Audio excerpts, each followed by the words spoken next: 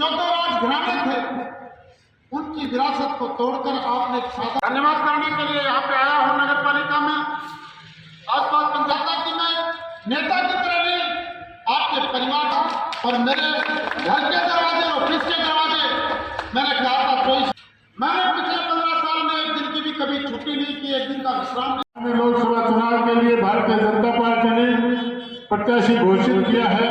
इनको तीसरी बार बहुत भारी बहुमत से चुनाव जिताकर भेजें।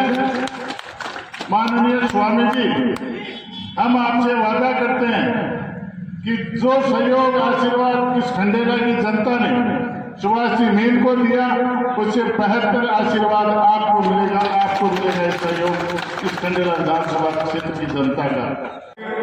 हमारा ये है कि राजनीति रुकती नहीं है, अनवरत जारी रहती है। पिछले 60-70 दिन पहले आपने जोरदार फैसला दिया सुभाष जी मील के रूप में, यहाँ पे सत्ता परिवर्तन करके सुभाष जी को सत्ता की बागडोर सौंपी। उसके उपरांत अब एक चुनाव और आपके सामने है। माननीय सुबेदार जी, हमारे लोग लाडले और पूरे जिले के अंदर प्रत्याशी नहीं, हमारा रिजल्ट भी डिक्लेयर हो गया, क्योंकि जब सीकर में 25 तारीख को सीकर जिले का कार्यकर्ताओं का सम्मेलन था, उसमें मैंने आपके बलबूते पर घोषणा की थी कि महाराज श्री निश्चित रूप से 5 लाख से ज़्यादा वोट से जीतेंगे। और मैं आपको विश्वास दिलाता हूँ, और आप लोग ताकत लगाएंगे तो निश्चित रूप से जो मैंने 5 लाख की जो दी है संख्या, उसको भी पार करेंगे। घोषणा हो चुकी है, सिर्फ आचार संहिता लगने बाकी है। हमारे सीकर लोकसभा क्षेत्र से हमारे भारतीय जनता पार्टी के प्रत्याशी स्वामी सुरेंद्र जी सरस्वती घोषित हो चुके हैं। मित्रों, आप 2 बार लोकसभा के सांसद रहे, महाराज जी ने जो काम किया है वो सबके सामने। मैं समझता हूँ ऐसा कोई क्षेत्र महाराज ने नहीं छोड़ा जिसमें काम नहीं किया। सीकर लोकसभा के लोकप्रिय सांसद और जिन्हें पार्टी ने अपनी बार तीसरी बार प्रत्याशी बनाया है, परम सम्मानीय श्री सुमेधानंद जी सरस्वती साहब, सबको धन्यवाद करने के लिए यहाँ पे आया हूँ। नगर पालिका में आसपास पंचायतों में प्रोग्राम हो गए थे, लेकिन नगर पालिका में मौका नहीं मिला था, इसलिए आज ये नगर पालिका का प्रोग्राम यहाँ पे आपने रखा है। मैं इस मंच के माध्यम से आप सभी का कोटि-कोटि धन्यवाद करता हूँ और महाराज श्री का स्वागत करता हूँ। आपने अपना कीमती समय निकालकर हमें आशीर्वाद देने के लिए आप पहुंचे।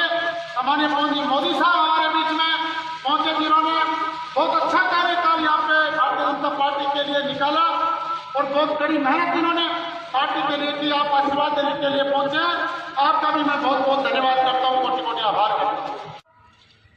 मैं धन्यवाद करता हूँ, कोटि-कोटि प्रणाम करता हूँ कि आपने एक साधारण परिवार के नौजवान को एक 50 साल की जो बड़ी मजबूत राजनीतिक विरासतें थी, 14 घराने थे, उनकी विरासत को तोड़कर आपने एक साधारण परिवार के एक नौजवान को विधानसभा में पहुंचाने का काम किया। मैं आपका बहुत बहुत धन्यवाद करता हूं। मैं लगातार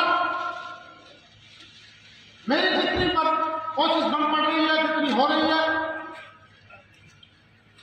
मैंने पिछले 15 साल में एक दिन की भी कभी छुट्टी नहीं की, एक दिन का विश्राम नहीं किया। मेरे से जितना पड़ता है उतनी जनता की सेवा करता हूँ, लोगों के काम करता हूँ और 24 घंटे इसी काम में रहता हूँ कि मेरे द्वारा कहीं भी कोई व्यक्ति की अगर मदद हो तो निश्चित रूप से जो राजनीति कर रहे हैं उसका सही तरीके से मायने उसके लिए। और मैंने चुनाव में काम किया था, मैं हर जगह मीटिंगों में, भाषणों में इस क्षेत्र की जनता की आवाज, आप लोगों की आवाज बनकर विधानसभा के अंदर मैं उठाता रहूंगा और वो काम मैंने किया। मुझे एक बार मौका मिला वहां पर विधानसभा में जाना और क्षेत्र में जो महत्वपूर्ण मुद्दे थे, राज्यपाल जी के अभिभाषण पर जो बहस हो रही थी, तो मैंने क्षेत्र के हर मुद्दे को वहां पर उठाने का काम किया। आपकी जो जनभावना थी उसको विधानसभा के अंदर उठाने का काम किया, लोग वहां पर सरकार के सामने रखने का काम। और वही बात मेरे व्यवहार में कभी परिवर्तन नहीं है कि मैंने कहा था कि मैं नेता की तरह नहीं, आपके परिवार के भाई और बेटे की तरह आप लोगों की सेवा करूंगा, आप लोगों के लिए काम करूंगा और 36 बिरादरी को साथ लेकर बिना किसी भेदभाव के हर वक्त आपकी मदद के लिए, आपकी सेवा के लिए उपलब्ध रहूंगा। और मेरे घर के दरवाजे, ऑफिस के दरवाजे मैंने कहा था 24 घंटे खुले रहेंगे, आदमी खुले, रोज लोग आते हैं, अपनी बात कहते हैं, मेरे से जितना बढ़ता है वो मैं करता। लेकिन अभी 2-3 महीने का समय हुआ है, बजट सत्र भी अभी चुनाव के बाद में आएगा, इनके चुनाव के 1-2-3 दिन में घोषणा हो जाएगी और हमारे लिए प्रेम सौभाग्य की बात है कि तीसरी बार पुनः स्वामी जी को पार्टी ने यहां से प्रत्याशी बढ़ाने का काम किया। एक बार जोरदार तालियां बजाकर स्वामी जी का स्वागत करें, पार्टी का धन्यवाद। और निश्चित रूप से आपने पिछले 10 साल में यहां पर जो ऐतिहासिक काम किए, चाहे मेडिकल के क्षेत्र में अपने मेडिकल कॉलेज लाने का काम हो,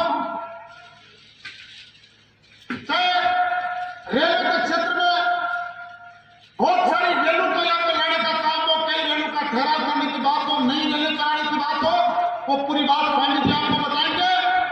लेकिन चाहे हमारे नौजवान साथियों के लिए इंडोर खेल स्टेडियम की बात हो,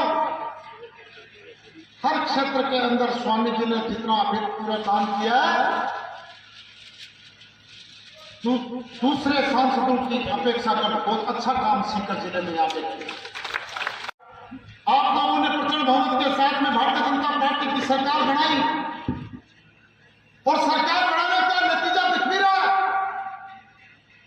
सरकार बढ़ते ही सबसे पहला काम हुआ, हमारे क्षेत्र के जो नौजवान हैं, जो तैयारी कर रहे हैं, जो आपके बच्चे हैं, जो दिन रात मेहनत करते हैं